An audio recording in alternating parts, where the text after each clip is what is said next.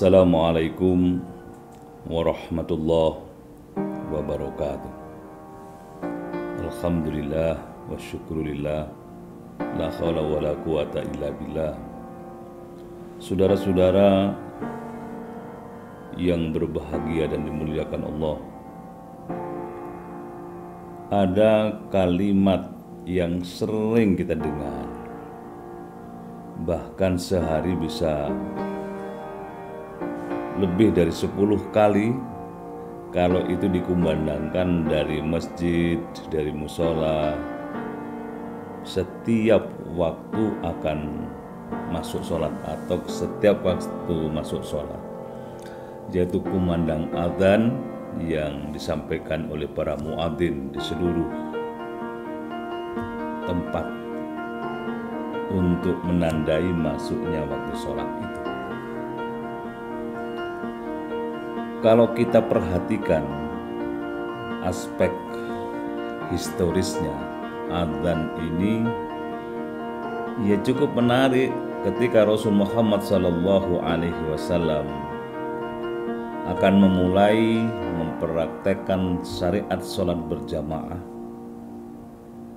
Di antara persoalan yang timbul adalah bagaimana cara menandai sekaligus memanggil kaum muslimin menuju tempat sholat, apa yang bisa dilakukannya.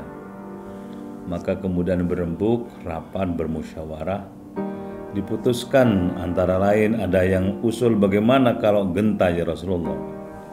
Oh, sudah ada yang memakainya, kata Nabi. Bagaimana kalau trompet? Itu milik Yahudi. Kemudian sepakat dalam rapat itu bendera dikibarkan menandai waktu sholat. Bendera putih dikibarkan. Sholat duhur masuk kaum muslimin, setelah memandang dan melihat bendera itu mereka berangkat menuju tempat sholat masing-masing. Asar juga begitu. Bendera putih dikibarkan, kaum muslimin berangkat menuju tempat sholat. Kendala muncul ketika maghrib, isya dan subuh. Bendera putih dikibarkan, masyarakat tidak bisa melihatnya karena masih gelap atau suasana gelap. Kemudian itulah problem awal. Suatu ketika Umar bin Khattab radhiyallahu an kedatangan tamu sahabat beliau. Bercerita Umar, semalam saya bermimpi ada kalimat yang dibisikkan ke telinga saya. Kalimatnya begini, sahabatnya itu hafal persis kalimat yang disampaikan oleh para muadzin ketika menandai masuk sholat itu sekarang.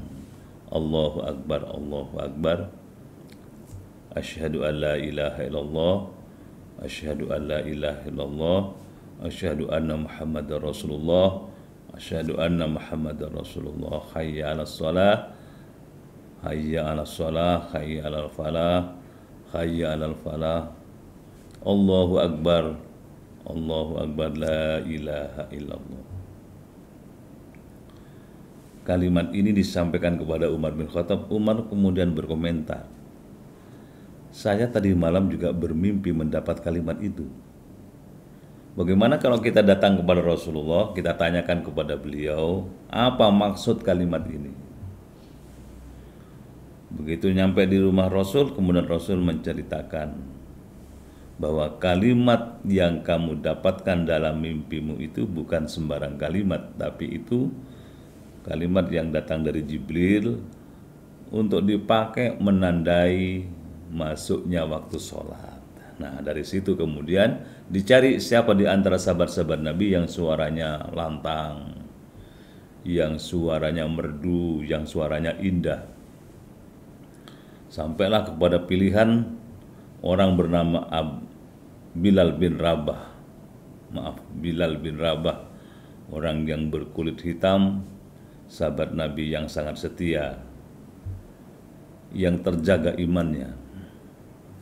Ditunjuklah Bilal, dan ketika itu pemandangan adzan belum ada pengeras suara seperti sekarang, sehingga kumandang adzan itu Bilal naik pada satu tempat tinggi-tinggi, kemudian dikumandangkan adzan itu dan suara menggema ikut arah angin, kemana arah angin berhembus, ke situ suara adzan tersebar, mengarah. Saudara-saudara sekalian, itu cerita awal, sejarah awal bagaimana adzan mulai dipakai. Dan Bilal sebagai muadzin itu terus melaksanakan tugasnya sampai Rasulullah wafat, sampai Abu Bakar, dan sampai Umar. Ketika Khalifah Umar memimpin, Bilal tidak sanggup lagi mengumandangkan adzan ini, karena ketika menyebut nama Rasulullah, asyhadu an la ilaha illallah, kemudian wa asyhadu anna Muhammadar Rasulullah, saya bersaksi bahwa Nabi Muhammad utusan Allah. Bilal bin Rabah tidak sanggup mengucapkan kalimat itu karena di memorinya terbayang sosok pribadi yang ketika beliau adzan kemudian keluar dari tempat kediamannya menuju kepada masjid itu menjadi imam. Tetapi setelah Rasul wafat, Bilal bin Rabah tidak lagi mendapatkan itu. Dia tidak sanggup mengucapkannya karena kedekatannya dengan Rasul sedemikian rupa. Saudara-saudara sekalian, itulah sejarah awalnya. Apa sebenarnya pesan-pesan dari kumandang adzan itu? Marilah kita renungkan dalam kesempatan ini supaya kita lebih ngeh lagi, lebih merasa ada sentuhan spiritual dan kejiwaan ketika kita mendengar kumandang adzan menggema. Dan ini sangat terasa ketika kita berada di sebuah pegunungan yang di situ ada kumandang adzan, suara adzan kemudian bertalu-talu memantul dari bukit yang satu, dari tebing yang satu ke tebing yang lain, memantul begitu terasa syahdunya, terasa indah dan menyentuh kolbu kita. Yang pertama, Allahu Akbar, Allahu Akbar. Allah Maha Besar. Allah Maha Besar. Kita disadarkan oleh kumandang adzan ini bahwa yang besar, yang maha besar dalam hidup ini Allah, yang menciptakan alam semesta, yang menciptakan diri kita dan makhluk-makhluk yang lain. Begitu besarnya kemahakuasaan Allah menciptakan alam semesta yang sedemikian luar biasa ini. Konon matahari saja jumlahnya jutaan, apalagi tempat yang semisal dengan bumi lebih banyak lagi. Bumi yang kita tempati ini diibaratkan oleh sebagian orang dengan matahari. Kalau kita bandingkan, matahari itu bola basket, bumi itu merica. Merica ya, butiran kecil. Yang di situ ada penghuninya berjumlah 9 miliar manusia. Bumi yang begitu kecil dihuni oleh 9 miliar manusia, matahari yang seperti bola basket itu sedemikian lebih besar lagi. Apalagi kemudian kalau kita hitung ada jutaan matahari, ada sekian ratus juta misalnya bumi dan bintang-bintang yang lain tersebar di alam semesta ini. Di situ ada yang maha mengaturnya supaya seluruhnya berjalan sesuai dengan sunatullah. Itulah Allah. Allah yang akbar, kemahakuasaannya luar biasa, begitu besar. Innallaha ala kulli syai'in qadir. Sesungguhnya Allah berkuasa atas segala sesuatu itu. Maka kemudian ketika kita takbir Allahu Akbar, kebayang dalam jiwa kita begitu besarnya alam semesta dan begitu besarnya kemahakuasaan Allah. Maka bergetarlah hati kita ketika kita takbiratul ihram itu. Itu dalam sholat. Begitu juga di luar sholat. Mendengar adzan, terbayang kemahahebatan Allah. Sehingga kita kemudian benar-benar mengecilkan makna diri kita ini tidak ada apa-apanya dibandingkan dengan kemahakuasaan Allah itu. Allahu Akbar. Allahu Akbar.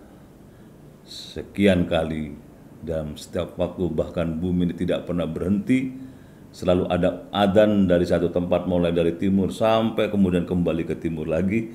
waktu itu terus berputar di satu tempat dan suatu waktu ada saja kumandang adzan. Mungkin hari ini, jam ini kita di Indonesia bagian barat sedang sholat duhur, tetapi di sebelah sana, di sebelah baratnya lagi mungkin masih pagi hari.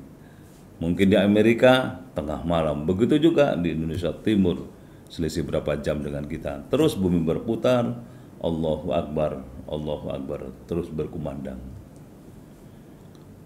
Maka mengecilkan makna diri, kita akan terbebas dari rasa sombong, terbebas dari rasa angkuh, terbebas dari segala macam perasaan yang bisa membuat kita menjauh dari kemahabesaran Allah itu. Maka kalimat penyadar berikutnya adalah asyhadu alla ilaha illallah.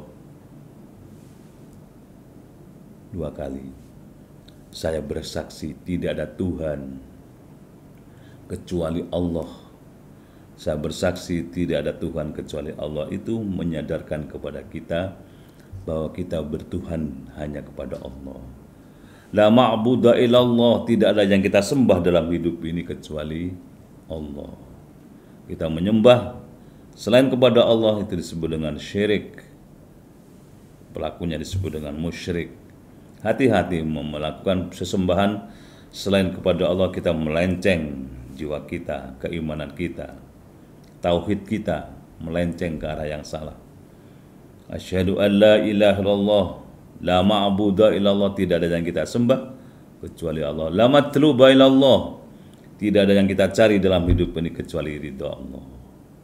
Kita bekerja siang, pagi, siang, sore, malam, bekerja terus-menerus dalam rangka mencari ridha Allah. Mencari nafkah, mencari ridha Allah.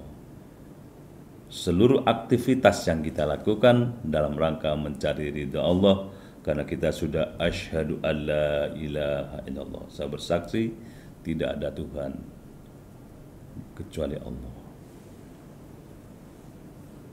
Baru dari yang berikutnya adalah maksuda ilallah. La maksuda ilallah itu artinya tidak ada maksud dalam hidup ini kecuali menuju kepada perjalanan hidup kita kepada Allah.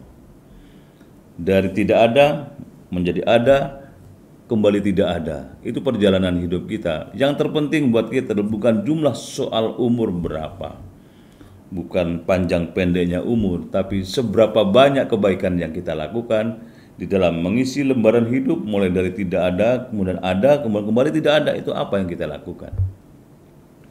Kebaikan demi kebaikan harus kita perbanyak, karena Allah cinta kepada hambanya yang suka melakukan kebaikan itu. Innallaha yuhibbul muhsinin. Sesungguhnya Allah cinta kepada hambanya yang suka berbuat baik dalam hidup ini. Berbuat baik secara vertikal kepada Allah dan berbuat baik secara horizontal kepada sesama manusia. Berbuat baik kepada sesama manusia adalah menjadi sebuah keniscayaan dan itu ajaran agama kita. Maka jangan sampai kita kepada Allah bagus tapi timpang kepada sesama manusia kemudian kita tidak baik. Atau sebaliknya kepada sesama manusia kita baik tetapi kepada Allah kita tidak lakukan itu semua, maka tidak akan diterima kebaikan yang kita lakukan. Setelah kita mantap asyhadu an la ilaha illallah, baru kemudian ada muncul yang keempat, pemahaman la mahbuba illallah. Tidak ada yang kita cintai dalam hidup ini kecuali Allah.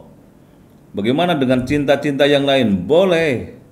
Cinta anak, cinta keluarga, cinta materi boleh, tapi jangan sampai mengalahkan cinta kita kepada Allah Subhanahu wa taala. Cinta kepada Allah adalah segala-galanya dalam hidup ini. Kaum muslimin yang berbahagia dan dimuliakan Allah Subhanahu wa taala, baru nyampe kepada pemahaman la maujuda illallah, tidak ada wujud kecuali diwujudkan Allah. Kita wujud ini yang mewujudkan Allah. Kita tidak pernah membuat proposal untuk diciptakan di muka bumi, tapi Allah menciptakan kita di muka bumi ini atas kehendak dan iradahnya. Maka bagi kita semua sadari bahwa kita diwujudkan oleh Allah dalam rentang waktu yang sangat terbatas. Kata Nabi Muhammad SAW, umatku umurnya antara 60 sampai 70 tahun. Inilah yang harus kita jadikan sebagai penyadaran bahwa usia kita terbatas. Memang ada orang yang usianya lebih dari 70, bahkan ada yang 90, ada yang 100 dan seterusnya, tapi kondisinya sudah lemah, sudah tidak segagah masa muda dulu. Maka senyampang kita masih muda, gunakan usia muda kita untuk melakukan kebaikan, karena di usia muda itu kita bisa memaksimalkan diri melakukan yang terbaik dalam hidup ini. Baru berikutnya kalimat adzan tadi, wa asyhadu anna Muhammadar Rasulullah, dan saya bersaksi bahwa Nabi Muhammad adalah utusan Allah. Kaum muslimin yang berbahagia dan dimuliakan Allah, dalam hidup ini Allah menciptakan kita dalam sebaik-baik ciptaan. Laqad khalaqnal insana fi ahsani taqwim. Sungguh aku ciptakan manusia dalam sebaik-baik ciptaan. Dan setelah Allah ciptakan kita dengan sebaik-baik ciptaan, Allah berikan pedoman kepada kita, pedoman hidup bernama kitab suci, supaya kita melakukan sesuatu atas dasar rel yang benar, di atas rel yang benar, on the right track. Dan beragama kita harus melakukan yang terbaik. Agar kita tidak salah, Allah masih kirimkan kepada kita yang namanya role model, yaitu Rasulullah Nabi Muhammad SAW sebagai contoh langsung kepada manusia, karena mereka manusia, Allah kirimkan manusia terbaiknya, yaitu Muhammad SAW, role model. Maka disitulah kita kemudian menyatakan wa asyhadu anna Muhammadar Rasulullah, dan saya bersaksi bahwa Nabi Muhammad adalah utusan Allah, dengan resiko, dengan konsekuensi kita mencontoh sifat-sifat beliau.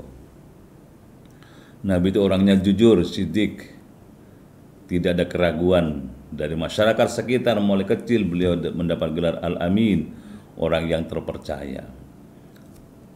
Amanah, bisa dipercaya, bertanggung jawab. Nabi Muhammad adalah orangnya yang sangat amanah. Jangankan sesama muslim, orang-orang non-muslim pun, lawan-lawan beliau, orang-orang kafir yang akan berperang melawan orang-orang muslim saat itu, sebelum berperang mereka ramai-ramai datang ke rumah Nabi dan sahabat-sahabat beliau untuk titip barang. Nanti selesai perang diambil lagi barang itu. Kenapa dititipkan kepada Nabi? Karena Nabi orangnya amanah. Baru yang ketiga, tabligh, menyampaikan kebenaran agama secara holistik dan bertanggung jawab. Agama yang Allah turunkan kepada kita dijelaskan sejelas-jelasnya oleh Rasulullah kepada kita. Fungsi tablighnya di situ. Baru kemudian Nabi itu orangnya fatonah, cerdas. Cerdas sosialnya, cerdas intelektualnya, cerdas ekonominya, cerdas secara spiritualnya, cerdas secara bahasanya, cerdas di dalam menyusun masa depannya supaya kita lebih terprogram dengan baik, dan seterusnya kecerdasan-kecerdasan yang dimiliki oleh Rasul Muhammad SAW. Baru setelah kita menyatakan, mendengar kalimat yang disampaikan oleh para muadzin, yang itu harus kita jawab, maka kemudian sampailah kalimat hayya 'alas shalah, mari kita sholat. Ayo kita sholat, wahai kaum muslimin seluruh dunia. Ayo kita sholat, ayo kita sholat, ayo kita sholat. Ajakan demi ajakan untuk sholat itu hendaknya kita respon. La haula wala quwata illa billah. Tidak ada daya dan kekuatan kecuali diberi oleh Allah. Kekuatan hanya milik Allah. Maka ketika ajakan sholat kita dengar, kita respon dengan menunaikan sholat itu. As-sholatu ala waktiha, sholat tepat pada waktu. Dan orang-orang yang menunaikan sholat itu jiwanya akan merasakan ketemu dengan Allah, karena bisa dilakukan dengan sholat. Maka beruntunglah orang mukmin, mereka yang sholatnya khusyuk. Qad aflahal mu'minun alladzina hum fi sholatihim khusyu'un. Sungguh untung orang mukmin yang sholatnya khusyuk. Khusyuk itu maknanya Pertama, ingat kepada Allah mulai dari takbir sampai salam. Yang kedua, paham apa yang diucapkannya. Yang ketiga, mewujudkan pesan-pesan sholat dalam kehidupan sehari-hari. Itu sebabnya kalau kita kepingin khusyuk, mulailah dari cara wudhu yang benar, dari wudhunya yang benar. Kemudian kita melangkah ke tempat sujud, takbiratul ihram, Allahu Akbar. Di situ kita ketemu dengan Allah dalam sholat kita. Terutama ketika kita membaca suratul Fatihah, iyyaka na'budu wa iyyaka nasta'in, hanya kepadamu ya Allah kami menyembah dan hanya kepadamu kami minta tolong. Hayya 'alas shalah, ayo salat, ayo salat, ayo salat. Dan dunia ini akan kelihatan makmur tidaknya perkembangan agama Islam ini dilihat dari salat umatnya itu. Dan Rasul Muhammad SAW ketika beliau nazak pesannya, salat umatku, salat umatku, salat umatku. Kaum muslimin yang berbahagia dan dimuliakan Allah Subhanahu wa taala, baru dari situ hayya 'alal falah. Ayo menuju kepada kemenangan. Kemenangan hidup kita, menang dunia akhirat, menang menaklukkan hawa nafsu. Maka Nabi menyatakan, capek-capeklah dalam ibadah, kata beliau. Orang yang capek dalam ibadah itu di hatinya ada kemenangan, menang di dalam menaklukkan rasa malas, menang di dalam menaklukkan hawa nafsunya, menang menuju kepada kebaikan demi kebaikan, dan seterusnya dan seterusnya. Hayya 'alal falah. Ayo kita menuju kemenangan, kemenangan yang sejati di dunia akhirat, kemenangan yang tidak mengantarkan kepada kita kerugian dalam hidup ini. Baru berikutnya Allahu Akbar, Allahu Akbar. Allah Maha Besar, Allah Maha Besar. Setelah seluruh rangkaian pesan-pesan adzan tadi sampai kepada menuju kemenangan, Allah ingatkan jangan sombong dalam hidup ini. Allahu Akbar, Allah Maha Besar. Jangan merasa besar karena yang Maha Besar adalah Allah. Terakhir ditutup dengan la ilaha illallah. Tidak ada Tuhan selain Allah. Hidup ini harus kita tutup dengan la ilaha illallah. Kata Nabi, barang siapa yang akhir ucapannya ketika nazak la ilaha illallah dakhalal jannah, masuk surga. Barang siapa yang dalam hidupnya dia warnai dengan la ilaha illallah, insyaallah dakhalal jannah, masuk surga. Itulah saudara-saudara kaum muslimin yang berbahagia, pesan-pesan muadzin yang dikumandangkan secara terus-menerus kepada kita. Mudah-mudahan kita semua bisa mengambil hikmah terbesar pesan-pesan dari kalimat demi kalimat yang disampaikan oleh para muadzin itu untuk menuju kepada kemenangan hidup, meniadakan diri dari kesombongan, dan kita menjadi pribadi yang bahagia karena menang di dunia dan di akhirat. Selamat terus berjuang saudara-saudara sekalian. Mudah-mudahan Allah membimbing kita menuju jalan yang terbaik dalam hidup dan menuju pada langkah paling cepat menuju surga Allah Subhanahu wa taala. Assalamualaikum warahmatullahi wabarakatuh.